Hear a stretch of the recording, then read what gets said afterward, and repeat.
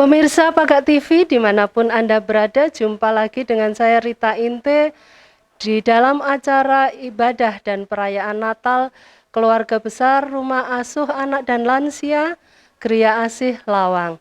Bersama saya pelayan firman pada sore hari ini, saya akan mewawancarai beliau. Selamat sore Pak Pendeta. Selamat sore. Silahkan memperkenalkan diri. Iya. Ya, nama saya Pendeta Radius Aditya Jonar, MTH. Saya pendeta sekaligus Ketua Majelis Jemaat GPIB Pelangi Kasih Lawang. Ya, sore hari ini Bapak Pendeta melayani firman Tuhan. Mohon dijelaskan tema untuk ibadah dan perayaan Natal Keluarga Besar Rumah Asuh Anak dan Lansia. Kemudian dijelaskan juga GPIB Pelangi Kasih Lawang, apa saja pelayanannya. Ya, terima kasih. Jadi tema kita dalam Natal untuk tahun ini terkait dengan bagaimana pelayanan kasih. Ya, jadi bagaimana kita melalui Natal ini diingatkan bahwa karena Tuhan mengasihi kita, karena itulah kemudian Tuhan datang untuk menjumpai. Nah, jadi sekarang ini karena dalam situasi kita masih pandemi, kita bersyukur bahwa kasih Tuhan Yesus itu tetap selalu nyata dalam kehidupan kita, dan sampai kapanpun juga kasih Tuhan akan selalu menyertai. Untuk pelayanan GPIB Pelangi Kasih Lawang, ya kami rutin melayani setiap hari Minggu. Lalu kemudian kami juga kalau misalnya ada oma-oma yang dipanggil Tuhan, ya kami biasanya yang melayani untuk ibadah kedukaan dan pemakaman.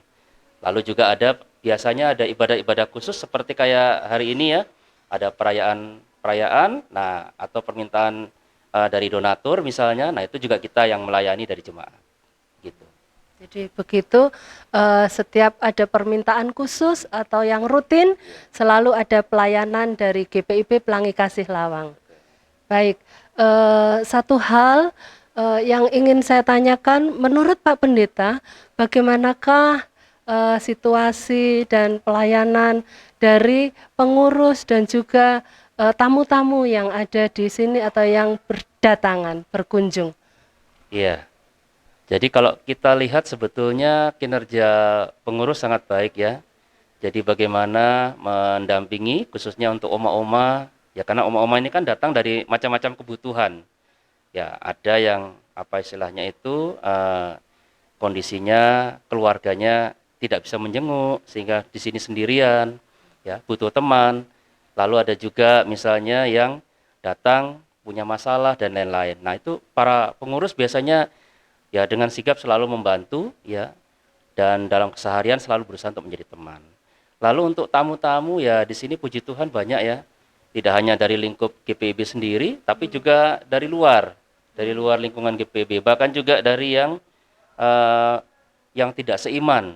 Nah itu misalnya contoh seperti yang dalam beberapa tahun terakhir ini di Raal Kriasi ini ada kerjasama dengan Universitas Muhammadiyah ya, yang senantiasa memberikan beberapa orang mahasiswanya untuk melayani di sini khusus untuk merawat ya dan mendampingi oma-oma. Nah itu syukur puji Tuhan, jadi kita lihat semangat toleransi itu kelihatan sekali ya, berbeda tapi tetap satu. Nah itu luar biasa ya.